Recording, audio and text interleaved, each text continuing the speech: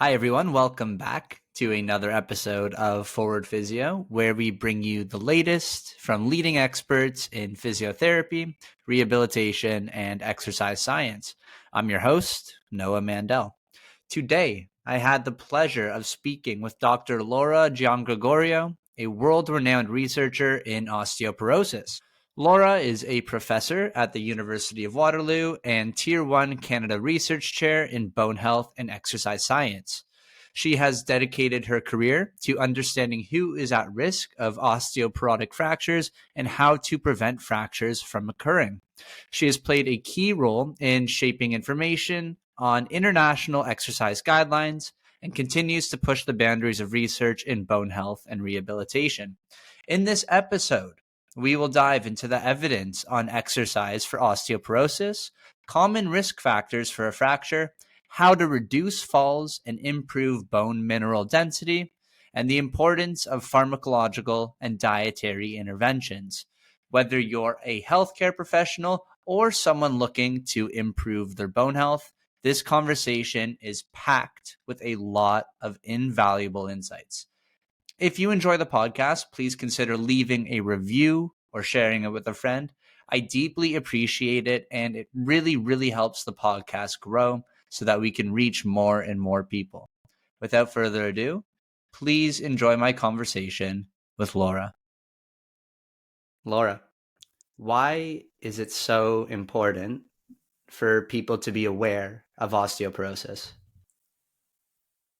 Osteoporotic fractures are very common. And some people have said it's a pediatric disease with geriatric consequences, in the sense that often fractures don't happen until later in life, but a lot of the behaviors that we do earlier in life influence our bone health and our muscle health and potentially our fall risk. And so we want to be aware of the things that influence our bone health so that we can make good choices so that we reduce the risk of fractures later in life. Mm-hmm. Okay. So what actually is osteoporosis and how does it occur? So osteoporosis is a bone disease that predisposes people to an increased risk of fracture. And it's thought to happen when we have changes in bone strength. And so that can mean changes to the material properties of bone. It can mean changes to the amount of bone you have, to the structure of bone. But these, with aging, we can lose bone. And you can also lose bone because of other risk factors. So certain medications can cause bone loss. If you have a lot of weight loss, that can cause bone loss. So there's lots of things that can influence your bone health. But osteoporosis is essentially a bone disease where you have a change in either the amount of bone you have or your bone structure, or ultimately changes in your bone strength. And that means you're at increased risk of fracture, especially if you're exposed to forces that exceed your bone strength. Right. So I'm curious if that sort of weakened bone health can be because of a change in bone density or the structure of the bone or the amount. It seems like there's more than one way that that bone can be weakened. Mm-hmm. Would it be safe to say then that osteoporosis is almost an umbrella term and that there's maybe subcategories? Or is it a little bit better to just sort of use a broad stroke here and say that anyone with this type of condition is osteoporotic? That's a really great question. So, and there's a couple layers to it. Yeah, So, that's okay. I like to think of it as, rather than calling it osteoporosis, I like to think of it as kind of your risk of fracture. And actually, when we look at risk assessment clinically now, they're moving towards kind of communicating like a person's risk of fracture in the next 10 years, because traditionally osteoporosis was defined solely based on bone mineral density. So they would do a bone mineral density scan, and they would look at the number, like what is your bone density at your hip and what's your bone density at your spine. And there was a cutoff. And if you were, at a certain cutoff, you were classified as osteoporosis. If you were, and another cutoff was normal. And there was this in-between zone, which was called osteopenia, which means you had lower bone mass than, you should, but you weren't necessarily at the osteoporosis range. And that was really confusing for people, because then they didn't know whether they should go on treatment if they had osteopenia. And then but then more research kind of over the years showed that there were other factors other than bone mineral density that could increase your risk of fracture. So for example, if you have a 50-year-old and an 80-year-old that are that have the exact same bone mineral density, the risk of fracture is often higher in the 80-year-old than the 50-year-old, even at the same level of bone density. And that's possibly because there are other factors that contribute to their fracture risk, like, for example, their fall risk, right? So if you're falling more, you're more likely to break something, right? So Yeah. they started to so now people will use a tool like Frax, which is a risk calculator or algorithm where you put in all your different values for your different risk factors, and it will calculate your probability of fracture over the next 10 years for hip and major osteoporotic, which is a variety of different fractures. And so it considers other risk factors. So kind of the term osteoporosis technically is a term that's based solely on bone mineral density, but you really have to also think about all the different things that influence your fracture risk. And then the other layer to that is there are certain sort of subcategories. So for example, people who have a history of long-term oral glucocorticoid use, so by long-term I mean like 3 months or longer, so certain autoimmune diseases and stuff like that, they can be at increased risk of fracture, but sometimes their bone mineral density is normal or not that low compared to their fracture risk. And so there's this kind of subcategory of glucocorticoid-induced osteoporosis, which is where they tend to have changes in bone structure, so they don't necessarily have really low bone mass. And you see the same thing in type 2 diabetes. So diabetes is an independent risk factor. Type 2 diabetes is an independent risk factor for fracture. Sorry, I should back up. Diabetes is an independent risk factor for fracture. Type 1 diabetes is associated with low bone mass. So they're at much higher risk than, say, type 2 diabetes probably. But even in people with type 2 diabetes, there's an increased risk. And it's not necessarily just related to bone mass, because, again, this is a scenario where even people who have normal bone mineral density are potentially at risk. And it's thought to be related potentially to the medications and other factors that affect bone quality. So like you said, there's these kind of subcategories. There's other risk factors that can contribute to risk of fracture, and they don't necessarily fit under the bone mineral density definition of osteoporosis. So that's why it's a lot more complicated, I think, than people think. So I just like to think of it as risk of fracture. So if you have really low bone density or you have other risk factors, you're at higher risk of fracture than someone else. And that's where you might want to take action, and you might want to address your risk factors that are modifiable. And then if you still are at really high risk, you may need to consider medication or other things. Does that make sense? Yeah, it does. I think it's almost like most other things in the world of MSK, where maybe originally we tend to think it's about one or two variables, but fracture risk seems much, much more complex than just bone density, right? It could be the actual like cellular structure of the bone. I mean, it's maybe not so much cellular, but like the macrostructure and the microstructure. So you think sort of, if you think about a hip, you think about the geometry of the hip and how wide, the hip bone is and stuff like that. But then you can also think about sort of the microstructure, the trabecular microstructure as well. So if you have deterioration of that microstructure, that can maybe increase the risk of failure at a given force, right? But also, the shape of your bone and that sort of bone could also influence fracture risk. I think this leads really nicely into a question that I was already hoping to ask you, but now I'm even more interested in it.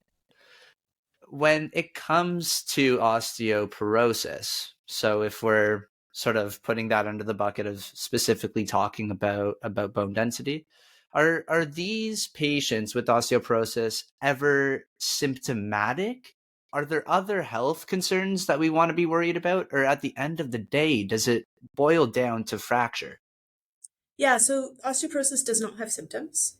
The sign that you would like, it manifests as fracture, right? So you don't get pain in your bones as you're losing a bone. Now, someone who has osteomalacia may have bone pain, and that's a different condition. But people can have osteomalacia and osteoporosis concurrently. So people who What is osteomalacia? Osteomalacia is an impairment in bone mineralization. So you have under mineralized bone. So if you think about the way bone is formed is like your osteoclasts create a cavity and your osteoblasts fill it back up again with new bone. They fill it up with bone matrix, which is not mineralized, right? So think about like, um, trying to think of a good analogy. Maybe like a spider web? Like it's like cement and rebar, right? Like Hmm. so the cement is there, but not the rebar. And then this is maybe not the best analogy, but I think like so basically what happens is like it fills it up with unmineralized bone, and then the bone becomes mineralized over a period of months, and then the mineralization changes over years, right? Got it. So what happens in osteomalacia is that packet of bone gets filled up with matrix, and it doesn't necessarily get mineralized, or it doesn't get mineralized normally. And so then if that happens over and over and over again with each bone remodeling cycle, you have all these packets of undermineralized bone, and mineral contributes to bone's rigidity. And so then you have this scenario where you have widening fissures of undermineralized bone, which can then lead to fractures. So that can happen Hmm. with vitamin D deficiency, as well as a bunch of other issues. So there's lots of things that can cause osteomalacia, but in essence, and in kids it's rickets, right? So it can in growing bone it's called rickets, and in adult bone it's called osteomalacia. But some people will have both osteoporosis and osteomalacia. Hmm. So that both of them can contribute to fracture risk. So people who have osteomalacia can have bone pain. Osteoporosis does not cause bone pain. So the first sign is that you have a fracture. People who have spine fractures will often have pain and not necessarily realize they've had a spine fracture. So that's the only kind of scenario where I would say it's like they call them clinical spine fractures, or a person has a fracture and has pain. But many Hmm. people have a spine fracture and don't know it because they just think it's back pain. Hmm. Okay. And is that because of maybe a stress fracture accumulating over time versus something like after a fall, they have a more traumatic fracture? Are we equally concerned about the different types of fractures when it comes to somebody who's at risk? Okay, so there's a lot of layers in that question. So Sorry. So a stress fracture is different than a fragility fracture, different than a traumatic fracture. So they're Hmm. different, but there's a bit of a continuum, and sometimes hard to like say for sure which one is which. So a fragility fracture is a fracture that occurs in an event that wouldn't normally cause a fracture, right? So if I am walking and I trip and fall, from a standing height, that would be a fragility fracture. You wouldn't normally expect someone to fracture just falling from standing height. If I Hmm. fall down a set of stairs, that would be a traumatic fracture, because that makes a bit more sense. But there's like nuances, right? Because and a person who has osteoporosis would be more likely to fracture falling down a set of stairs, but it's still that would be considered trauma. A stress fracture, we when I think of stress fractures, I think of your accumulating micro damage and not allowing for a proper repair, Hmm. and therefore you have uh, you know bone that is not sort of it you're essentially accumulating micro damage and micro cracks and not allowing for repair, and that then creates this area that is at increased risk of fracture with a continued applied loads. So a stress fracture is a bit different than a fragility fracture, but a person who has low bone mass may be more susceptible to stress fractures because they already have low bone strength, and then they're not repairing bone properly, and so they have forces applied, they're more likely to break something, right? So there is a bit Right. of a continuum, but there are three different types of fractures. Right. Okay. So Makes going back sense. to your spine fracture question, I think you can Hmm. have a spine the bones of the spine. You can have, if you think about it like a block, right? And if you have deterioration of the trabecular bone, or a crack in the cortex, you could potentially have some, sort of loss of height that might not necessarily be painful or noticeable. And then all of a sudden the vertebra collapses and you have a fracture. When they actually diagnose spine fractures, it's often a percent of height loss. And so they'll look at sort of, and some people would not call like a grade 1 fracture, which is a small loss of height, as a true fracture. So there's a question of like what actually is a fracture in the, when we quantify them, but essentially they look at height loss as an indicator of a fracture. And so Hmm. you can probably have like, like you said, not necessarily, I wouldn't necessarily call it a stress fracture, but like loss of height that over time because of applied loads, or you can have all of a sudden a fracture. And that's usually what happens in a clinical fracture when someone all of a sudden has pain, is that, and the thing is, people don't realize a lot of spine fractures do occur as a result of falls, right? So a person falls, Hmm. trips and falls and lands on their butt, and they have these axial loads that then cause a spine fracture. So yeah, I don't know if that answers your question, but It does. It does. Yeah. When it comes to that height loss, is there a cutoff there? Is it 20%? um, the now you're testing my memory. Sorry. So I believe that I have to go back and look at the exact Janot criteria. But there's also some people who don't actually even like. There's people that kind of argue how we should actually diagnose spine fractures, but the grade 1 is less than 25%, I think. And then grade 2 is between 25 and 40%. And then grade 3 is greater than 40%. And so I think that grade 1 would be like sort of mild deformity. And so some people wouldn't necessarily say, yeah, that's for sure a fracture. And the problem is because like some radiologists would kind of, I've heard that you might see a grade 1 fracture on one x-ray and then a follow-up x-ray doesn't seem to be there. So Oh, it could be just like artifact or changes in the way that, so that's why I think like at least in clinical trials we usually kind of say it has to be a grade 2 to count, because of smaller height loss maybe doesn't. But right. in a Yep. radiology report, you might still see a radiologist say, oh, there's a loss of height of this percentage, or there is a grade mild deformity or something like that, right? I don't know if that answers your question. So there It are does. like categories of height loss, but I don't know that a doctor giving a diagnosis would give that level of detail. And even in a radiology report, you don't necessarily have that. Like, not all radiologists will say it's a 20% loss of height. They'll just say mild deformity, right? Got it. So you might not necessarily have that level of detail in a report, but yeah, that's in a clinical trial. We look at percent of height loss, and we would usually say we count it as a new fracture if it's grade 2 or higher, or 25% or higher. Okay. So when it comes to understanding someone's risk of a fracture, we've discussed how osteoporosis is definitely relevant, but there's other factors to consider as well. And when Yeah. it comes to diagnosing osteoporosis, you mentioned how there's sort of numbers, like cutoff scores, Mm-hmm. where if you fall between certain standard deviations, Yep. then you would be diagnosed, at least historically, as either having osteopenia or osteoporosis. And that's one thing that we can consider in falls risk. There's people in fracture risk. There's diabetes, there's prolonged glucocorticoid use, as you mentioned, many, many, many things. So let's say we've identified someone now that we feel is at risk or a higher risk of a fracture.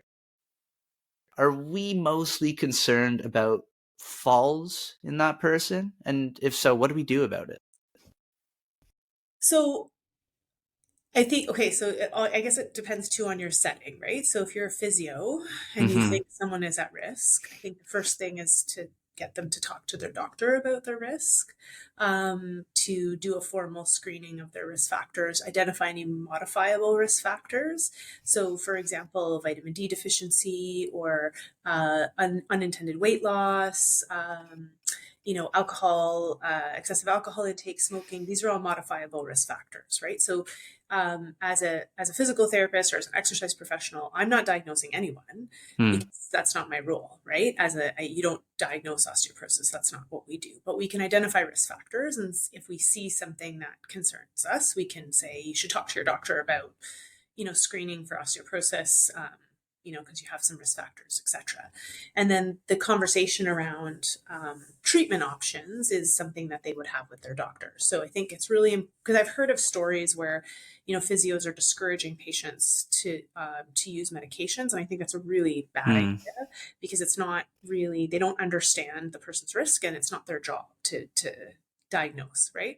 Yeah. So that's a shared decision-making conversation that should happen with their primary care provider or their specialist, because there may be other factors at play that the physio doesn't understand, right? And the medications do reduce fracture risk in people who would benefit from them. And the idea is figuring out who needs the medication. And the patient also has to have a choice, right? But they have to have an informed choice. And the physio or the exercise professional is not in a position to help them have an informed choice, because they don't understand the person's risk factors, blood work, other things that have happened, and all these things that contribute to fracture risk. So that's something that I think is really important to understand, is that it's not your job as a physio or an exercise professional to give people advice on medications or diagnose Of them. course. But you can be a partner in identifying risk factors and telling them to talk to their primary care provider, whether it's a nurse practitioner or a physician, or to talk to their specialist if they have a specialist about, screening and that sort of thing. And then there's, if someone is told that they're at increased risk of fracture, then they can decide on the option. So there's a couple things they can do. So they can go on medication if it's appropriate for them, optimize nutrition. And so the first things that people think of are calcium and vitamin D. And certainly you want to get enough calcium to meet the RDA, but you ideally want to get that through food and not supplements, if possible. Vitamin D, probably a lot of Canadians need to take a supplement, and that's what Health Canada says as well, right? So following those guidelines. But I also get people to pay attention to their energy intake and their protein intake, because some people don't eat enough, either don't eat enough protein, don't eat enough calories, or experience weight loss, especially as they get older, and that can cause bone loss. And, we have this, a lot of people are told to lose weight for their health, or they think they want to lose weight because they're not happy with the way their body looks. And they focus on calorie intake, but they don't realize that they may be doing damage to their bones, because if you're losing weight, you're losing muscle, bone, and fat, right? Right. So, if you are wanting to lose weight, then maybe thinking about how you do it. So making sure you're still getting enough protein and calcium and vitamin D, and then making sure that you're doing resistance training and other things to maintain muscle and bone while you're losing weight, if that's your goal, but not just, trying to lose weight and not thinking about the impact on your muscles and bones. So that's something that I think a lot of people don't realize. Yeah. So adequate nutrition. I'm not going to get into the whole vitamin K and all those things, but there's information on Osteoporosis Canada's website. Essentially, Osteoporosis Canada does not recommend a lot of supplements unless your physician tells you need them, like vitamin D, for example. And then there's the exercise piece. And so when we think about exercise for people with osteoporosis, we kind of have a couple goals. So one is fall prevention. So the highest level of evidence we have is that we know for sure that balance and functional training exercise programs can prevent falls. And so I think everybody should do them. I personally think everyone at every age should do things for their balance, but at least people who are over the age of 65, because balance deteriorates with age. And so we want to maintain that balance. And we have high, and like this never happens in exercise research, where we have high certainty, excellent randomized trials that say, Yeah. did, right? So Right. let's implement that. So that's number one. And to be honest, on a population level, that probably stands to have the most benefit. And I think this is where people get exercise rules really complicated, is if you've got someone who's, not exercising, or you're not sure about adherence, like, don't give them really complicated, you have to do aerobic and you have to do this and have to do that. It's like, okay, if this is a person who has osteoporosis and they're at risk of fractures and you want to get them started, the best bang for your buck is to prevent them from falling, right? Because if you prevent the fall, you're likely to prevent a lot of fractures. So layer one is make sure they're balance training. Now, if they have a strong goal to improve their bone mineral density, it may be possible to at least maintain or improve bone density to a small extent with combined resistance and impact exercise. Not everybody wants to do impact exercise or is comfortable doing it because they have arthritis or sciatica or these other things. The evidence around improving bone density with exercise is less good than the evidence related to balance training. I'm not saying that. I think that probably we can increase bone density with exercise, but the other variable is a lot of the studies combine resistance and impact. So Hmm. we don't actually know if one or the other by itself is effective and to what extent. So I would say, like what I usually say to people is layer one is you want to make sure you're doing balance and functional training to improve your balance, Hmm. prevent falls. And then if you have a goal for improving bone mineral density, incorporate some resistance training and some impact exercise. I mean, our national 24-hour movement guidelines also recommend strength training. So it also aligns with that. It's good for preventing sarcopenia, probably good for your metabolism and overall health and fitness. So I encourage people to also add strength training, and ideally at a moderate to high intensity. So that's the other layer is a lot of times when people prescribe strength training, you see, if you Google like strength training in older adults, you'll see pictures of like older women with pink 2-pound weights doing bicep curls, which is like the biggest pet peeve I have ever. Because first of all, biceps are the of all the muscle groups that people need help with, biceps is probably the least problematic, right? Right? Like you're Yeah. using your biceps to carry groceries and all that stuff. Like, biceps is not the problem. Second, like the 2-pound weight scenario it's kind of a waste of time. So I think Hmm. we want to make sure that it's tailored to the person's ability, and most, especially a community dwelling, healthy older adult can probably lift more and is capable of higher challenges than a 2-pound weight. For most of their stuff. So you want to make sure that the resistance training is at a sufficient intensity. Um, those would be kind of the first layers, I would say. Yeah. Beautiful. Okay. Can we dive into that a little bit more if you don't mind? Yeah. So let's talk about reducing the risk of falls first and how exercise prescription pertains to that. So I've heard you speak about how if we increase the overall duration of how much people are training, it may reduce falls risk even more. Is that the case? I think the number was about 3 hours a week. Yeah, so there's a systematic review that started to explore. There's a couple systematic reviews that have looked at characteristics of exercise programs, right? Hmm. So one was by Kathy Sherrington. So they did a large systematic review, and overall they said exercise reduces falls. And then, they looked at different types of exercise, and it seems like exercise programs that contain balance and functional training are probably the most effective, with or without resistance training, for preventing falls. And then they also looked at timing, and they kind of found exercise programs that were, at least 3 hours a week of overall exercise. So not necessarily 3 hours a week of balance and functional training Okay. specifically, but the exercise program that was used. So having balance and functional training and being at least 3 hours a week of overall exercise, those they tended to be the most effective programs. Because some of the programs combine stuff, right? They would have like walking and balance training, and some of them have, so it's kind of hard to like narrow down to what the exact perfect exercise program is. But yes, ideally you're exercising 3 times a week and you incorporate balance and functional training. And I would say I think most of the balance and functional training programs were at least twice a week, so 2 to 3 times a week.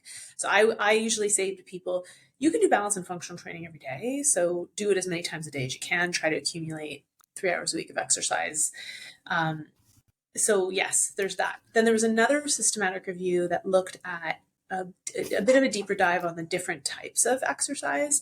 And they found that programs that tended to be effective for fall prevention included certain kind of categories of exercise. So they included flexibility training, which is a bit hard to say because most programs will do a warm up or cool down with flexibility. So I Hmm. don't know necessarily that it must be a flexibility to be effective, but it can't hurt. And I would say incorporate the joints that are often affected. So like ankles, right? Shoulders, hips, those ones would be the ones I target. So Mm-hmm. so the effective programs had kind of 5 components. One was flexibility, anticipatory control, dynamic stability, reactive control, and functional stability limits. So those were the 4 kind of categories plus flexibility. So you would want exercises that target each of those things, and that those were the programs that were effective tended to incorporate those things. So it's a good way of kind of thinking about how you choose your exercises to target the different aspects of balance control. Right. Yeah, I'm glad that you touched on those different components there, because I think the last thing we both want after people listen to this podcast is that they hear that balance and functional training is great. So then we have people doing really heavy barbell squats on a Bosu ball while they have a fracture Yeah. risk. No, So, and I don't like that. I also like, I actually feel very strongly that, specificity is really important. So if you're mm, trying to work on balance, then your exercise should be challenging balance. You shouldn't be trying to increase your strength and your balance in one exercise in at the expense of compromising. Now, there are some kind of caveats to that, in that, like, I do actually like it when we choose strengthening exercises that, because there's going to be overlap. So, I mean, if you're doing squats, you are still working on anticipatory control. So it's not to say that you have to keep them completely separate. right. But I think, like, if you're really trying to improve strength and you're working on heavy squats, you don't need to put the Bosu ball in there. Like, let's do that one separate, right? Yeah. So I think that, trying to don't compromise one goal for the other. But yeah, you can choose some strength exercises that are going to challenge some aspect of balance control. So for example, I like, once people build a foundation of strength and balance, I like incorporating unilateral strengthening exercises. So for Mm, example, doing a rear foot elevated split squat is a great way to increase intensity without adding a lot of weight. And it also challenges balance. But a person's got to have good enough balance to do it. So if their balance is impaired, then the balance is going to be the rate limiting step, not the strengthening. And then you're not going to actually be able to build that much strength. And you know what I mean? So yep. it's a good exercise for people who have a good foundation in balance, but it's not a beginner exercise, right? Yeah. Yeah. It's a wonderful point. And I know that you have a really, really great framework for exercise progressions when it comes to either balance or strengthening. Yeah. Can we sort of discuss how we may start training balance with somebody who we feel doesn't really have great balance and is at a high risk for a fall, and how we may progress that over time? Yeah, so I would use kind of that framework of, I want to have exercises that challenge anticipatory control, dynamic stability, reactive control, and functional stability limits. Stability limits. So I would maybe pick exercises from there, but then I also want to work on, say, ankle flexibility, and then I also want to work on functional strength. So I like doing some form of squat exercise, whether it's a sit to stand, or a body weight squat, or a back squat with lots of weight. Like, everybody does, one of those, and that's going to work on, anticipatory control and dynamic stability, but it's also going to work on a little bit of functional leg strength. So I would Right. incorporate that. I really like doing some form, tibialis anterior raises and calf raises, because we're working on ankle mobility, and we have people who have trouble with, lifting their toes, or balancing. And the nice thing about and those are really good for anticipatory control, because you're essentially shifting your weight forward, and Mm, you have to counterbalance, right? right. So I really like those, to incorporate the ankle flexibility while working on the strength of the muscles around the ankle. At the same time, I like a step up exercise because it works on anticipatory control and dynamic stability. And then I like to pick some exercises that work on functional stability limits. So even thinking about a hinge exercise that Mm, maybe, like, where they're kind of leaning forward, even if they're holding on lightly to a support object. So some form of hinge exercise. And there's all kinds of different variations that you can do. You can do a B stance hinge. You can do one-legged hinge holding on to something. You can do a wall tap hip hinge, right? Just standing on both feet. There's lots of variations, but it also works on, flexibility of hamstrings, good, but it also is working on those sort of functional stability limits, right? So I yeah. think, incorporating those sorts of things. For reactive control, it's really tricky to do that really well with one person, because you need something to create the instability. So Right. it's trying to think about creative ways to do that. I have, one of the things I really like is the Clock Yourself app. I don't know if you've heard of that, but I it's have, yeah, but let's make sure everyone else has or knows what it is. Yeah, so it was developed by Meg Lowry, who's a physiotherapist and a lovely human in Australia. And basically, you imagine a clock on the floor, and it yells out numbers to you, and you step to the numbers. It's not, I guess, technically reactive in the sense that someone's not pushing people, but you have to kind of react in time, and you can set a timer to be slower or faster. You can set it to different languages. You can apply cognitive challenges, so it'll yell out February and you have to step to 2. You can do it random, you can do it in order, and so it just kind of forces people to kind of think and react, which I really like. You can do it with a ball where you're like, sorry, not a ball. People do it with soccer balls, like do soccer training where they do like kind of going around to different numbers. I've seen these drills online, so like people use it for all different things. But it's kind of a fun app for that. But even things like, okay, throwing and catching a ball against a wall, right? You have to react, right? So there's lots of fun ways to incorporate that sort of thing. Yeah. Or even doing things like where you do a balance exercise on an unstable surface, like the Bosu ball or like a foam or something like that, because then all of a sudden you're now having to react. So I think it's being creative. And then thinking about the functional aspects, like can you do transitions for getting up and down on the floor, those sorts of things. I think those are important from a functional standpoint, but you can incorporate that into the balance and strength training as well. Right. So those are just some examples, but it's like thinking about each of those categories and making sure you have them covered as a starting point for balance and functional training. Beautiful. Well said. And quickly, before we move on to bone density, how do we define functional training? Because I know it's sort of a nebulous term. Yeah, so I tend to lean towards sort of the profane network definition, where it's like you have a goal, and I don't know the exact wording of the definition, but I think about functional training as, you have a specific task or skill that you're trying to do or get better at, and you design the training program with the explicit goal of trying to improve that skill. Got it. And so thinking about what the person's goals are and then designing the exercise program specifically you break down the components of that skill and then you build in training components to improve that skill. So if someone wants to be able to climb stairs without pain, you're designing exercises to address that. So they're doing step ups, they're doing whatever it is they need to do to be able to do that. Right. Right. And some people argue, well, all strength training is functional and all that. And we can have lots of arguments about that. And I don't necessarily disagree, but I think to me, it's just goal-oriented training, right? So, because sometimes it might be that their goal is to be able to walk better, in which case you're doing gait retraining, right? So that's not strength training, right? That there's this very specific goal around being able to walk more symmetrically or something like that. So I really think... it's goal-oriented, I would say. Got it. Okay. And for just a caveat for the listeners, for the more avid listeners, if you're interested in this sort of like functional versus non-functional exercise debate, as it mostly relates to things outside of the osteoporosis world, I'm having Jared Boyd, who's the director of rehab for the Memphis Grizzlies, on the podcast, and we're talking about this exact thing next week. Okay, so I was just to pull up the definition so I could read it to you. If you give me a sec, I can find it.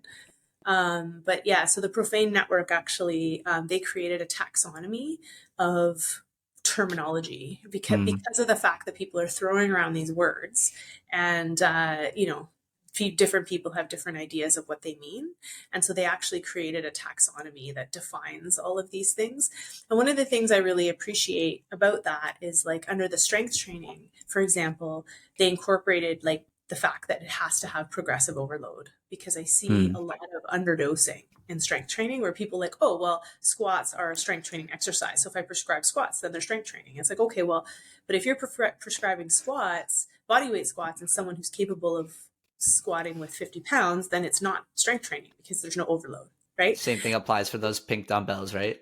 Exactly. So I think that that's something that, I really appreciated about their definition was they incorporated that concept of overload. Okay. So their functional training definition is uses functional activities as the training stimulus and is based on the theoretical concept of task specificity. Got it. Okay. Pretty much what you said. Pretty much. Yeah. Okay. So it was really nice to live in that world of higher certainty evidence for exercise for a change. Yeah. Now let's sort of get back to the norm in Yeah. physical therapy, which is, I guess, the evidence that we have around bone density, Yeah. and improving that. You mentioned impact exercise, you mentioned resistance exercise, and I've seen a debate floating around recently, and I'm curious to know your thoughts on this. There's this idea out there that the best exercise for improving bone mineral density is really heavy resistance training, high intensity, low reps. Would you agree with that, or do you think it's not that simple? Um, I think that that there is some evidence that that is effective. I think that we don't know if moderate intensity is effective. Hmm. Um, I guess what I'm saying is I don't know if we can say for sure that other types are not effective. Does that make sense? Yeah. Yeah. So and okay, there's a couple layers. So one is like if we just talk about people with low bone mass. So because so we did reviews where we took only studies that were done in people with low bone mass. And I would say that studies that tend to use lower intensities tend to not show an effect. But studies that use moderate or high intensities tend to be more likely to show an effect. So the ones that are effective tend to be that way. So I Mm-hmm. guess if we pool all the resistance training studies together, we do see it. But they often include impact exercise. So that's the trick: is that There you go. studies that include combined resistance and impact exercise may have a small effect on bone mineral density. But resistance training alone, it's less. It doesn't like the numbers are not as convincing, right? And I Okay. think part of that is because we don't have as many studies that just look at resistance training alone. There's also like a lot of the studies are quite small with their sample sizes or not, you know what I mean? So I think we need more information. Yep. But there are some studies that have done resistance training plus impact training and shown small effects on bone mineral density, but they often tend to do either moderate or high intensity, and they often incorporate impact. So I think if we're trying to replicate those studies, that's the type of training you need to do. I can't answer the question of whether moderate or high, whether it matters, because Yeah. there's no studies comparing them, and B, there's very few studies that look at resistance training alone. Right. Period. Right. So it's hard to answer that question. So the study that kind of put that message on the map is LIFMOR, which was a study done in Australia. It was just a couple studies actually. So there was the LIFMOR study done in women, and then there was one done in men. And they did sort of a high intensity resistance and impact training. But again, it was resistance plus impact. So if you want the same results as that study, you need to do both types of exercise. So I'll say that one of the things you have to know about that study is that they excluded people who had like MSK issues or problems that would prevent them from doing that kind of lifting. So if people had Mm. prolapse, people had, disc issues where they couldn't lift or do impact, anything where they couldn't do impact exercise, they were not included in the study. And there's lots of people who can strength train who can't do impact exercise, right? So Yep. then, we don't know then if you just do the resistance, if it's effective, right? So we're doing a study right now looking at resistance exercise by itself. And so we have lots of people, for example, that probably would have been excluded, but we're including them because we don't have the impact piece, right? So Mm. I'll give you an example. We had a participant who had hip osteoarthritis, osteoporosis, and sciatica. And so they probably would have been excluded, right? And in our study, they couldn't get out of a chair without using the arms for support, right? So we had to start them on like, just box squats with a bunch of foam and like just touch your bum to here. And so, you're not starting that person with back squats, right? You're starting Yep. them at a different level. But eventually, over time, we got them to goblet squats with, 30 pounds or 25 pounds, but they weren't doing a full squat because their hips wouldn't allow them to do that because of the pain and stuff they were experiencing. So Right. I think there is ability to tailor the exercise, and that's ultimately what you would do in clinical practice. But the challenge is a lot of the studies will exclude people like that, right? Mm-hmm. So Yep. then, okay, so yes, this combined resistance, high intensity resistance and impact, seem to have an effect in this group of people who can do it, but not everybody can. So then we have to figure out, so we need studies to kind of look at the moderate version and the high version and the not impact version so we can understand. And the problem is these expensive studies are really expensive to do.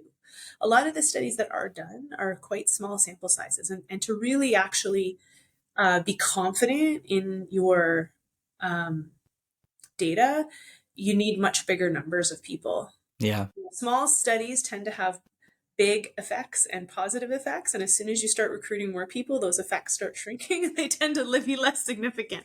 Right. So, right, because there's different biases and all that sort of stuff. So, I think we need better quality studies and bigger studies to confirm this information, which is why we rate the evidence as lower certainty for some of these resistance trials, because they have various sources of bias and they tend to be smaller samples.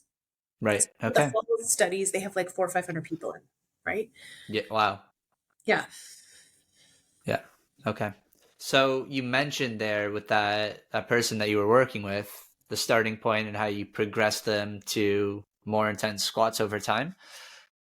Is it important to incorporate progression or Yeah. progressive overload when we're talking about bone density specifically? Yes. Okay. Yes. So do we have do Not we that have any data sort of comparing groups of people that do progressive exercises versus they don't? Maybe they are training at a higher intensity, but then the difference is that people start to progress a little bit more and there's differences in their bone density. I think that it's my observation that most people, when they start, underestimate what their capacity is. So they're Hmm. not exercising at high intensity when they start because they're still Yeah. learning form and getting confidence and that sort of thing. So in the first few months of training someone, they increase weight quite quickly. So if a study is not, or if a person is not working with someone and progressing them over time, then they're likely never getting to that intensity in the first place. Right. So I would say like you absolutely need it to be progressive to be effective. Yep. You're not seeing, probably not seeing increases in strength and for several weeks, and you have to kind of progressively increase the challenge. Like, we get people come in for the study and they see people exercising in the gym and they're deadlifting, 100 pounds or whatever it is they're doing, and they're like, I can't do that. And sure enough, months later they're doing it, right? But Yeah. it takes a while to get there, right? So, and they're quite capable of doing it. It just takes, they have to work on their form first and they have to get confident, and then they have to slowly increase the weight over time to build that capacity. So absolutely you need to do that for any strength training. And I would think that, and the studies that have looked at bone density have done that, where they've had some sort of progression model, whether it's a reps in reserve strategy or we're going to increase 5 pounds every time you get to this level or whatever. But they usually have some sort of mechanism for progression. Right. Um, Right. yeah. It's Makes sense. really, the one thing I think it might be hard in the physio setting is that you don't really see people for exercise prescription, right? You see them for like, hey, I have this problem and we need to like reduce your pain for this problem, but you're not seeing people over time and coaching them in a strength training program. Hmm. Right. And it's been my experience, even going to physios, they don't often say you need to do this exercise, this many sets, this many reps, this frequency. They'll be like, here's an exercise you can try. Right. Yeah. And then you don't get that. And when you get better at it, then make it harder this way. Right. So you Yeah. don't see a lot of that. And then you're not seeing patients for months on end, usually. Right. And so you don't have that opportunity to progress people. So, I think that's also, maybe why you need to work closely with your local fit friendly exercise physiologist who might be seeing them for longer. But yeah, I think making sure that you communicate the volume that they're supposed to be doing. So the weight or the intensity, like how hard should it feel, right? Yep. how many reps should they do, how many sets, and if they're not feeling that hard, what do they need to do to make it harder? And Yep. then over time, how do you want this exercise to evolve? Because no one should get a static exercise program, right? Hmm. Yep. You get this exercise, and then it should be a plan to move it along. I think otherwise you're kind of doing people a disservice if you don't communicate those variables. Yeah. Well, sounds good to me. It fits my biases. So Yeah. It's funny, and I think and this is me ranting now, but I think there's an issue in the education of physios around strength training and what is taught, because I've I seen agree. a lot of really variable messaging. So Yeah. we had a person in our study who, and I'm not trying to bash physios. There's lots of great physios out there, but there's been scenarios where I'm like, what is happening? Anyway, so this is a scenario where we had a person in our study, and they were doing squats and they were feeling pain, and they didn't tell us, but they went to their physio, and they were like, I have this pain, and they said, you have knee osteoarthritis, you shouldn't be doing squats. Oh man. And I'm like, are you telling them they can't go to the toilet? Like they can't, how? Like it doesn't make any sense. So they came back to me, and I said, they probably just meant that you can't do them this way. So let's find a version of a squat that you can do. And Right. so we landed on, they started with high box squats with a band around their thighs to kind of promote abduction, like the knee out positioning. And they're like, yeah, I can do this with no pain. This is great. So high box squats for a bit. And then I'm like, all right, let's add a weight to that. And then so we started adding weight to that, and they're doing high box squats with weight. And I said, okay, now what we're going to do is we're going to give you a lower box, but you're going to do your first set on the lower box with no weight. And then you're going to do your subsequent sets on the higher box with more weight. Right. Nice. And then I said, and in 2 weeks, we're going to add 5 pounds. So again, communicating, this is where we're going. Right. Yes. So then we're going to add 5 pounds to your low box and more weight to your high box. And eventually we're going to just sort of progress these so that you can get stronger in the lower range and the higher range, but we're going to work on them separately, because clearly you're stronger in the upper than you are in the lower, but doesn't mean I'm not going to work on either one of them.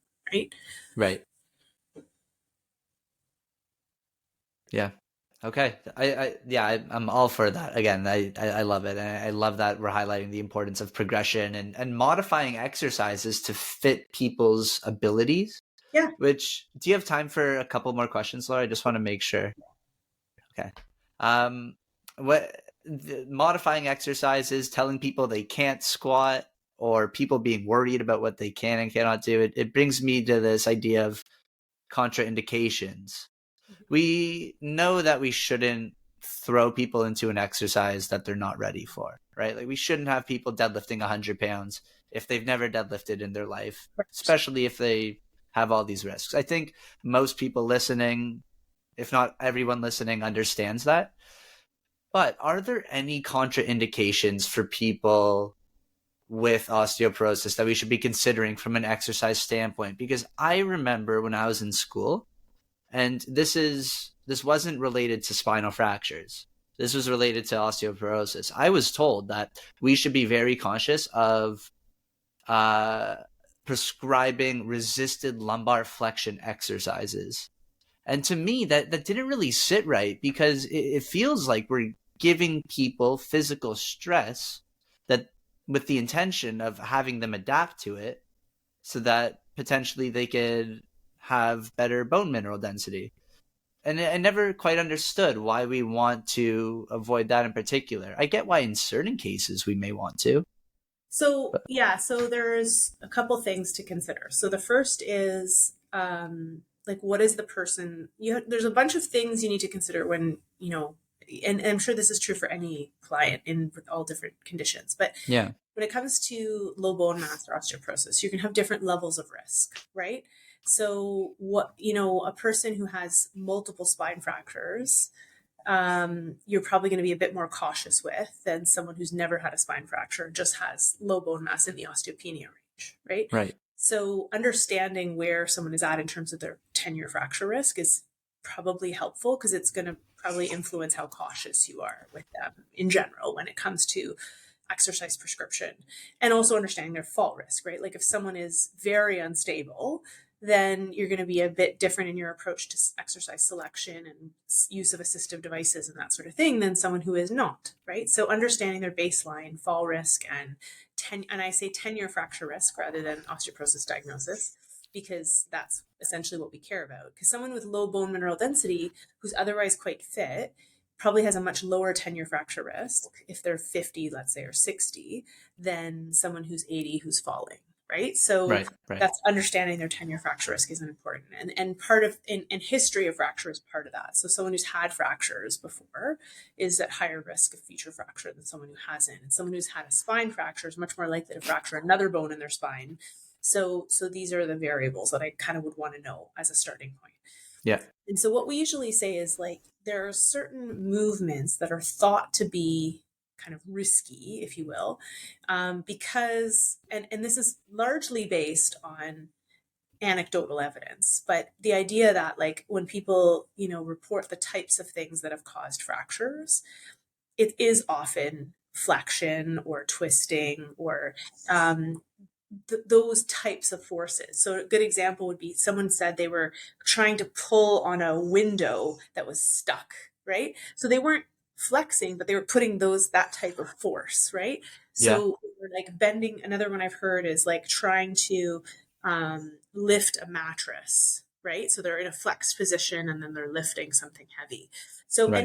anything that's going to put axial compressive loading the spine. So, that's often, forward flexion or holding weights out in front, or holding weights overhead, or torsional loads. Those are the things that tend to, and that includes also lateral flexion, right? People don't think about it. I think, the whole grocery bags. I got 5 grocery bags in one hand and a set of keys in another hand, right? Like, what am I doing? I'm doing this. And then my muscles have to go like this to straighten me out. That's a lot of forces on the spine, right? You Yeah. balance your groceries in either hand, it's less of a problem. Anyway, so like based on kind of over time, people have observed certain types of movements seem to be the ones that are associated with fractures. And so I Hmm. think that's where that advice comes from. And it also makes sense, right? If you've got someone who has compromised bone structure and strength in their vertebrae, it's going to take a lot less axial compressive loading to fracture it. So yeah, you don't want that person lifting a mattress, right? Right. You want that person lifting really heavy furniture. This is all logical, right? So Yeah. the question is like, where's the line? Yeah. Yeah. What, and that's trickier to answer for an individual patient because you don't know exactly what their vertebral bone strength is and what that line is. Yeah. And it's going to vary with body position, right? So holding a weight here is different than here, right? So Hmm. right, so it's there's no like clear you can lift 5 pounds because 5 pounds, okay, 20 pounds, let's say, because lifting 20 pounds close to the body is probably very different than lifting here. Oh So yeah. just a generic weight reference is not that useful because a lot of it has to do with how you carry the weight, Yeah. and then those sorts of things. So I usually kind of say start with like where are they at in terms of their level of risk. And then also, what are the other variables? So, like, are they on medication? What is their desire to do the activity you're discussing in the first place? What other things are they doing to reduce their risk? So, are they kind of progressively doing resistance training to be able to, and then I'm like less concerned. Okay, like if I'm holding weight out front, if I'm doing it in the context of a goblet squat and I'm starting with 5 pounds and slowly progressing, I'm less concerned than if I was just asking them if they can lift heavy furniture, right? Right. Yep. So I would say, like, I don't like to say there's things you can and cannot do, but I would say that as the level of risk increases, the risk associated with activities that apply loads to the spine or that increase fall risk increases.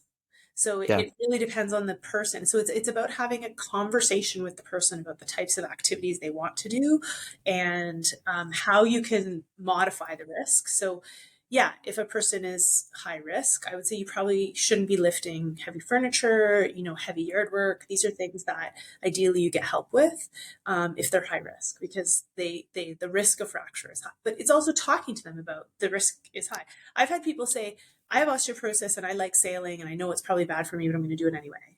All right. Yeah. What can we Yeah. do to, right? Or they'll Yeah. say, can I golf? And I'm like, well, there's not a lot of studies that randomize people to golf or no golf and see if they fracture. The types of things that are risky during golf are bending to pick up the ball, carrying the bag, doing the swing because it's torsional loading. So you can maybe use a cart, maybe Hmm. modify your swing so it's not as rapid or not a full swing. Like there are things you can do to reduce your risk, but as their fracture risk increases, the risk, you know, of the activity probably increases. I don't know if that helps, but No, absolutely. Absolutely. it's a shared decision making conversation that considers the risk of the activity and the person's individual risk and then allows them to decide what they want to do.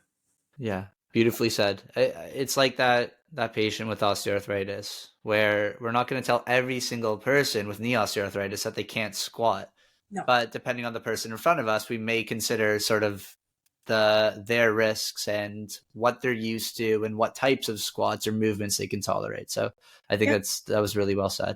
Like if she wasn't willing to do the lower box squat because she was afraid, then I would just stick with the high box squat. But I'm like, let's try this and see how it goes. And she Right. did it. She's like, you know what? I can do it with no weight without pain. Awesome. Let's stay there. Right. And yeah, sure. My protocol says they should be doing squats with weights. And so her squats are not at the intensity that they need to be. Yeah. But I'm working with her abilities. Now, for all the other exercises she's doing them at the right intensity. So she's doing deadlifts at the right intensity, and she's doing hip thrusts at the right intensity, and Mm. all the other exercises. But squats are the ones that bother her. So we have to modify that one.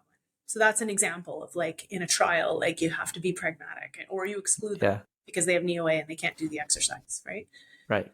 Right. Yeah. I like the point of also not just focusing on that physical component, but considering the person as a whole and what they may be fearful of, and also considering that into the equation. I think that's super important.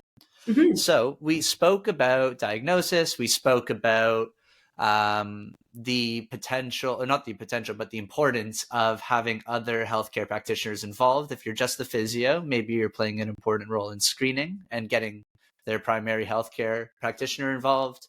We spoke about nutrition, and again, that could be a good time to either consult their primary healthcare practitioner, maybe a dietitian. We dove a lot into what we as physios can actually do and how we may want to work with exercise physiologists at times, and all into exercise prescription. We spoke about risks associated with fractures. Is there anything else, any final remarks that you want to make, Laura? Do you feel like this was overall a pretty good summary for osteoporosis and fracture risk? I think so. I think, the other thing I'll say is that our 24-hour movement guidelines recommend that all adults do strength training and aerobic physical activity.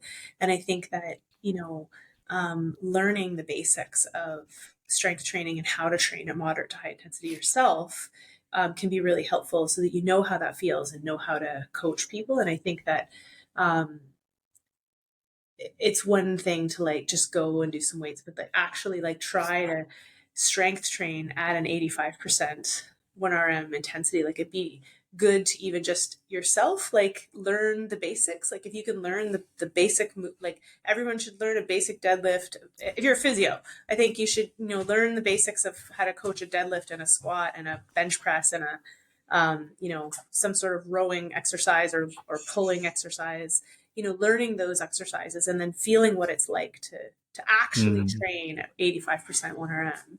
Because I Mm-hmm. think that that might help in the coaching of exercises in practice, but also like if you're having discussions with people about strength training is being able to know what that feels like and coach it, right? But Yeah. I think we should all be doing it. Exercise resistance training should be high effort, right? So Yeah.